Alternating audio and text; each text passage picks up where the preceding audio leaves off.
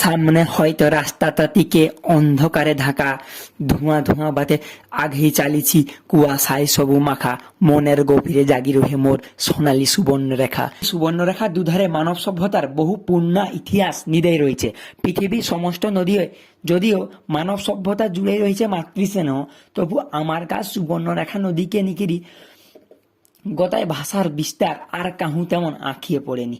সুবর্ণ বা সোনার নামে পশ্চিমবঙ্গে আর গোটায় নদীর কথা জানা যায়। সুবর্ণমতী উত্তর 24 পরগনা জেলার বর্তি ঝিল্লু জন্ম হিকিরি বাগজল খায়ের উপর পড়েছে। যদিও পরে ও নদীটার নাম অভ্রভাংশ হিকিরি সোনার নামে পরিচিতি লাভ করেছে। যাহা হোক, নদীর কথা কইতে গেলে কথাই মহাকাব্য হিয়েবে। আমার কার নদী সুবর্ণরেখা, যার পাইয়ে নানান মাছের খেলা। সৌ নদীর দুধারে বসবাস করা মানুষকার কথায় নিজস্ব ভাষা আছে, যে ভাষায় মা তার ছাকে ডাকে, ছা তার মাকে ডাকে, পাখি ডাকে তার সাঙ্গীকে, আর মাটি ডাকে চাষিকে। আর তার নাম যা হাও না কেন, সে আমার অন্তরের ভাষা, আমার কার আবেগের ভাষা, আমার কার মর্যাদার ভাষা। নদীর নামে তার নাম সুবর্ণরেখিক ভাষা।